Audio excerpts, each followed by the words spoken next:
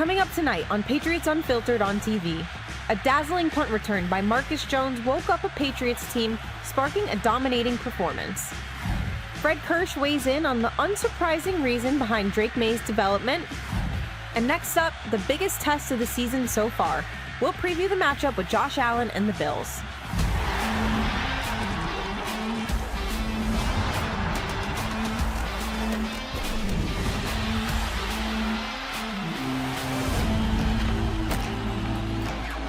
Patriots Unfiltered on TV is brought to you by Toyota's official website for deals, buyatoyota.com. To midfield, Marcus Jones with the convoy, cuts it right to the 40, to the 30, to the 20, to the 10, to the end zone! Touchdown, Patriots! Kids electric!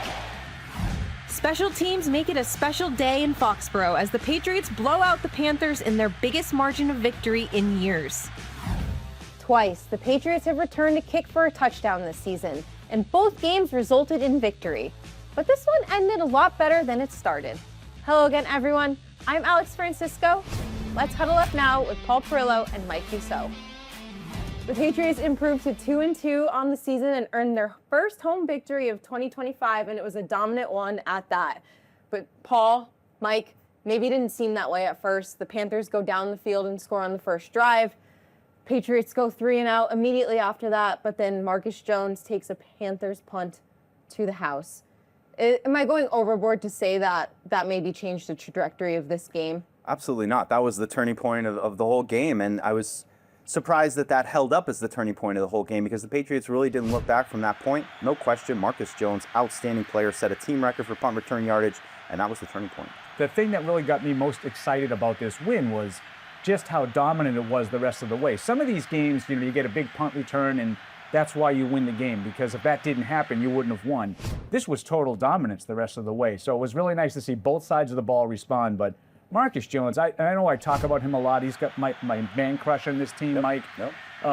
That first punt return was absolutely silly. He had two guys immediately on him in his lap as he's catching the ball, and a third guy that was certainly close enough to make a play. And really, he made it look easy. He just goes down the sideline, just an electric player. Drake May, he looked calm, he looked comfortable. I think a big part of that is how much time he had with his protection.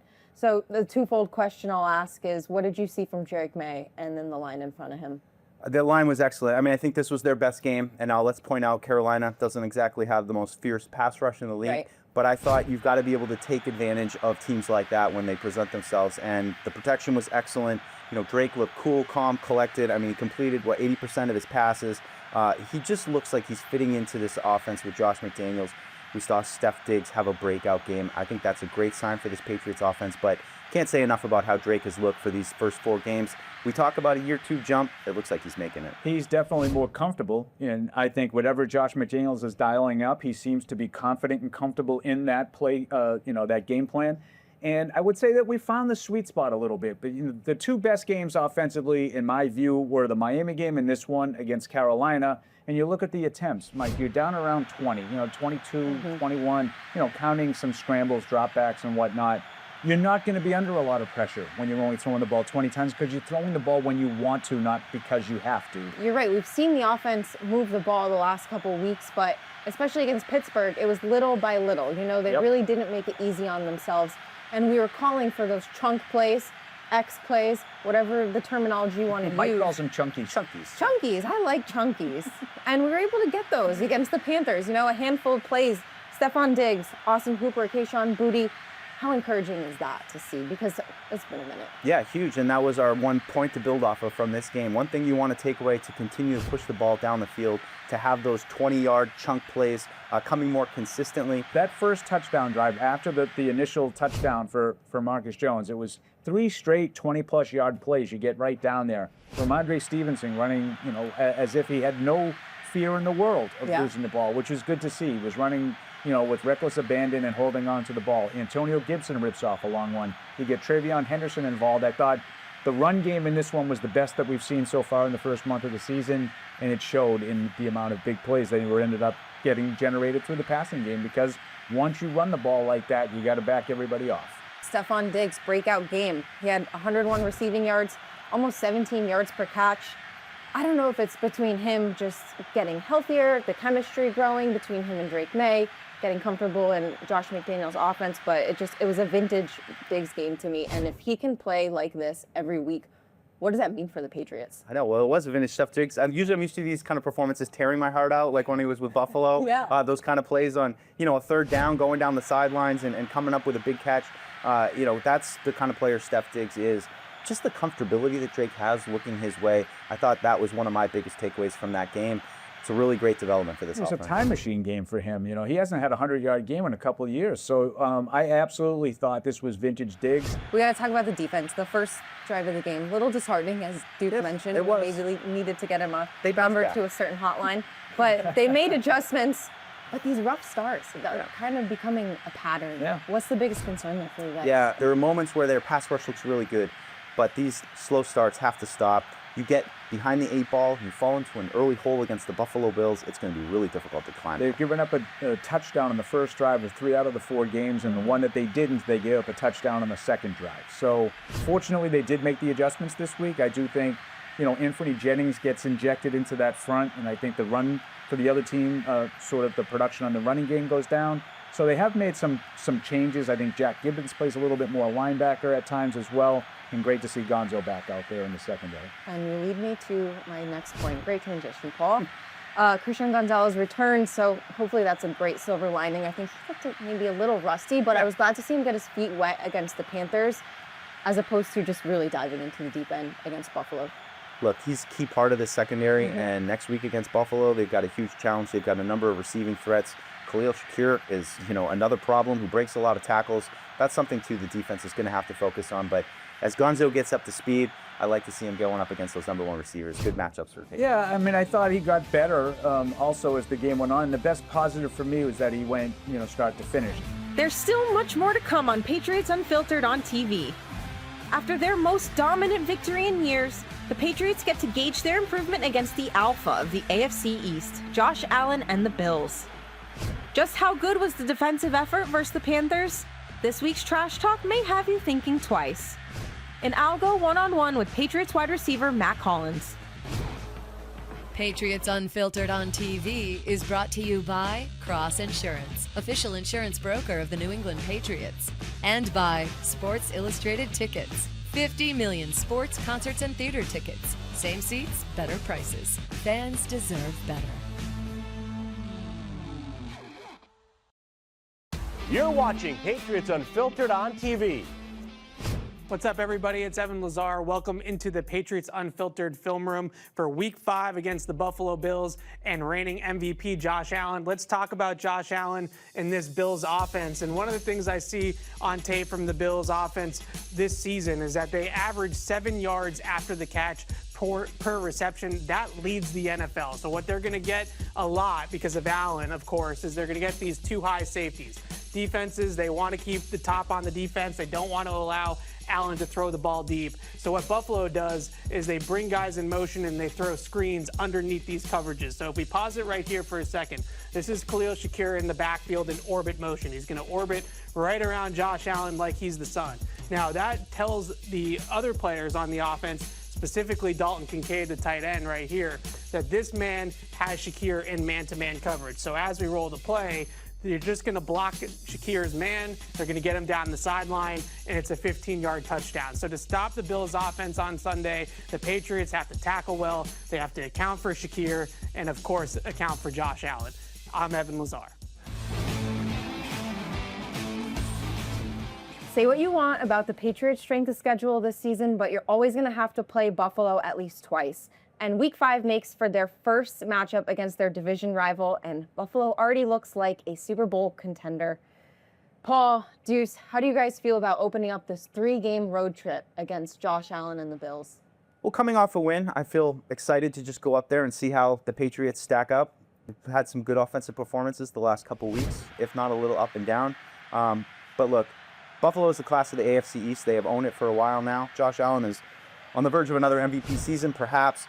So the Patriots just got to go up there, give it everything they got, and see how it comes out. Now, I just hope they're not looking past the Bills. You know, you got New Orleans coming up. Right. Obviously, I'm joking. Buffalo does look as formidable as ever. Josh Allen, he just is a different beast, and he's going to be a lot. I like the way the Patriots have played offense over the last 3 weeks. You know, even at the Pittsburgh game when they had all the turnovers, they moved the ball very well. So if you move the ball against the Bills, and they will give you some opportunities to do so, you can stay in the game. Yeah, one thing I'm looking at is that the Patriots' run defense has really surpassed, I think, all of our expectations this year. But now you look at what Josh Allen can do on the ground, and that's not even counting running back James Cook. He's second in the league in rushing. Yeah. To me, this is their biggest test. I don't think the first 4 weeks they've really faced a team that has the quality of running back that James Cook is. I mean, he's really ascended into elite status, and this is going to be a huge challenge for them on the ground. And then I would say that all feeds into how are they going to cover the flats? How are they going to take care of those tight ends that Josh Allen loves so much? Buffalo is such a balanced attack that even if you take one thing away, they're not afraid to go to other things. And at the end of the day, if Josh just has to tuck it and run 25 yards like he did against the Saints, he can do that too. And it's funny because you look at the way that they score 30 points seemingly every single week, and you just think it's another high-flying Bills attack, but it's really not that. They're kind of doing a little bit what the Patriots are doing, and they're keeping Josh Allen's attempts a little bit lower. They did this last year too, and they're leaning on Cook a little bit in the run game, and Josh Allen's legs, I think, are obviously a huge X factor because they use him as a design runner often. Tight ends, it's going to be interesting. Dalton Kincaid is a great player, maybe one of their best weapons in the passing game. And let's just face it, the linebackers for the Patriots and the defensive backs, there's been a little left to be desired there. I love your point between the safeties, the linebackers. They want to attack, they want to play going forward, and I think we've seen over the first 4 weeks that when teams are able to target the flats and target the middle of the field, they've had some success. Yeah, so the one thing that I think the Bills aren't necessarily elite at is their weapons on the outside. I mean, Keon Coleman has done okay in year 2. He looks like he's improved from this sort of a so-so rookie year. And Shakir, I think, is terrific. But, you know, with Gonzo and Carlton Davis back, I think you can at least take one of those. I think you could take Coleman out. I don't think Coleman is a sophisticated route runner. Those tight ends in the backs as receivers, I would be a little bit more concerned about than the wide receivers. I agree, and especially to your point with Gonzo back, hopefully it's something the defense can finally start to build off, get some consistency, and put together a game I think we've been yearning to see, right? Yeah, I mean, start with a fast start. It's going to be a crazy atmosphere. It's Sunday Night Football. We heard Mike Vrabel talk about it after the Patriots win last week. You know, the Bills fans, Bills Mafia, they don't need to get much to get excited. It's going to be a great atmosphere. Give you one more sort of outside the box thing. Be prepared to go for it on 4th down. Don't be afraid to take some chances. We've seen Mike Vrabel be very aggressive, including one from his own 15-yard line. So I think if you want to match Josh Allen point for point, you have to be prepared to take some chances, and you have to be prepared to execute on 4th down. We are now joined in the studio by Patriots wide receiver Mac Hollins. Mac, how we doing? Doing great. Appreciate you having me. Of course. I'd love to start with some of your community work. You've been really active since you got here to New England, and I know last week you had an event with the Special Olympics. Yeah, for sure. Special Olympics has always been something that's been close to my heart, even since I was a child. And it's grown as I've gotten older, and especially my time in the NFL. When the Super Bowl was in Miami, was my first big event, which was Radio Row with the Special Olympics. And that grew to more and more visiting schools, unified champion schools, all these different things, doing events.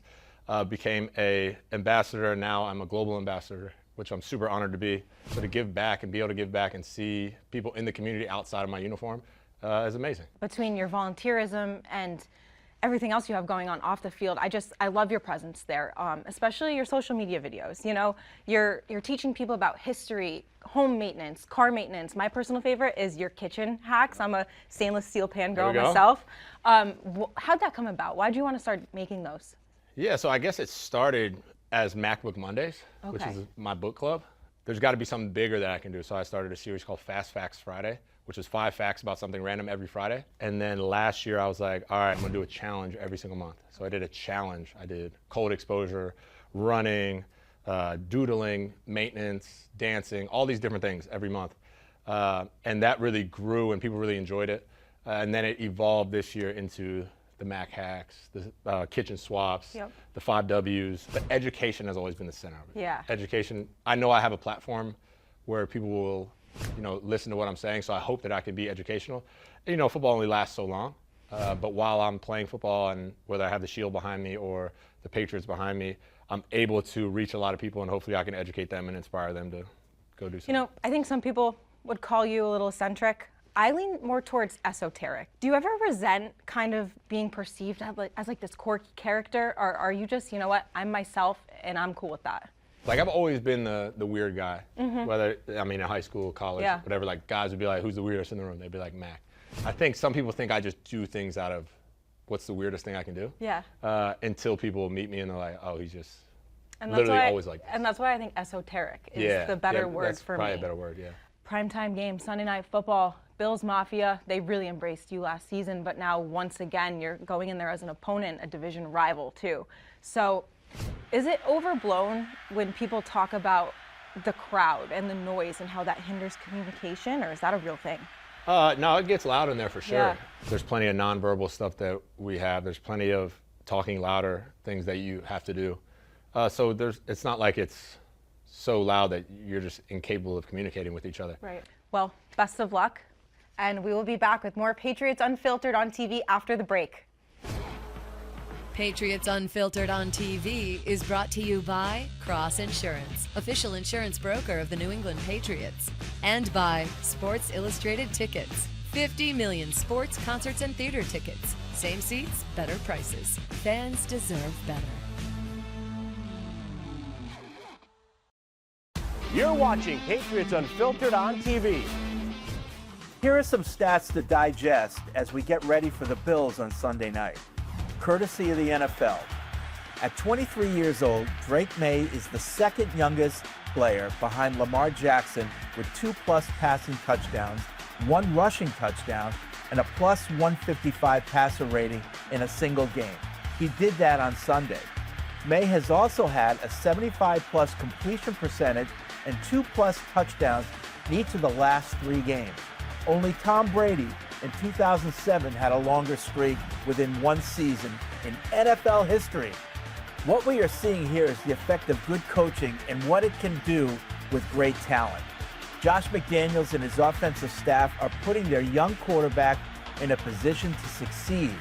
McDaniels is untapping the physical talents of May while methodically adding to his mental repertoire.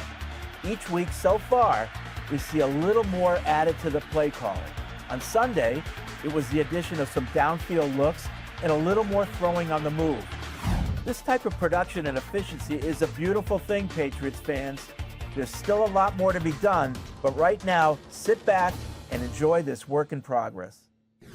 The Patriots dominated the Panthers on the scoreboard, but Carolina had more yards, first downs, and held the ball for more than 10 minutes longer than the Pats. So, was this a good defensive effort, or were the Panthers just inept on offense? Paul Perillo and Mike Dussault duke it out in Trash Talk. All right, Paul, it's time to talk some defense. We got to figure out what is going on with this group because there's certainly a number of things I think they're doing great, but not the start of games. We've had 3 of these games where the opponent has gone right down the field on their first drive. The other one against Miami, their second and third drives, they went right down the field. Now, I like the pressure. I like what we're seeing from Barmore and Milton Williams. They're coming through. But when you look at certain stats like 31st in the red zone and getting into holes early, I just have some concerns. They haven't faced a great offense yet. What are we in for up in Buffalo? They definitely have to do a better job of preparing for these games because whatever it is, they seem to be 0 for 4 on game plans defensively because they're the ones making the adjustments to try to slow things down. But the good news for me is, and I'm going to look at it, the glass half full, is they are making the adjustments. And I think that some of that has to do with the other teams trying to run the ball at the beginning of the game. I think Anthony Jennings has been part of, sort of the adjustment. I think you've seen some different linebackers at times. I'd like to see a little more Kyle Duggar as well, sort of incorporated into that front 7, as that hybrid safety linebacker type. But it would be more concerning to me if they were sort of without any answers. I do think they respond to the slow starts and they get better as it goes. So I'm going to look at the glass half full. Hard for me to take a lot away from this Panthers game, though, because of Marcus Jones's punt return, then the big plays, short drives for New England. All of a sudden, Carolina's right back out there. Now, look, the Patriots defense, they did force some punts, but it seems to me that in some of these big drives they're going on early in games, there's no third downs. This one against the Panthers, they had 2 second downs that were like 2nd and 1 on that first drive. So it's first down, a little second down, first down, right down the field. I just wonder, how can they get success on those first and second downs? Because I feel better when they get to third down because they've got a little bit of a pass rush. I want to see what it looks like when everything is whole. Christian Gonzalez is back now, so I think that will help the secondary. I think they've had some holes on the back end, periodically over the first month of the season.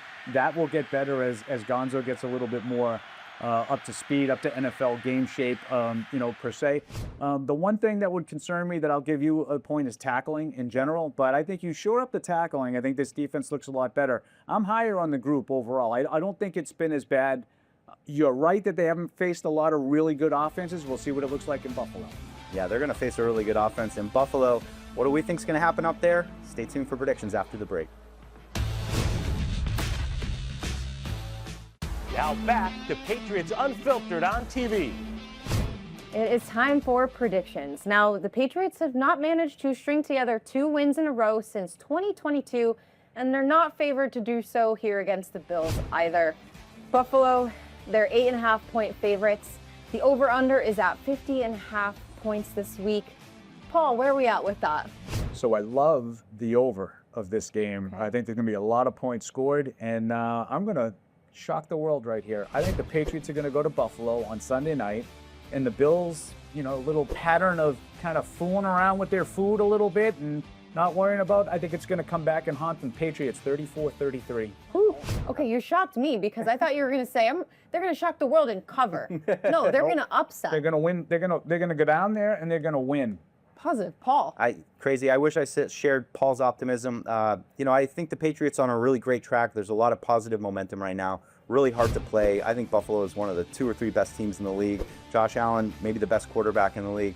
But I like the Patriots to put up a fight. I'm going to say Buffalo 31-24. Oh my God, we have the same score. And I'll prove it. I have it written down and everything.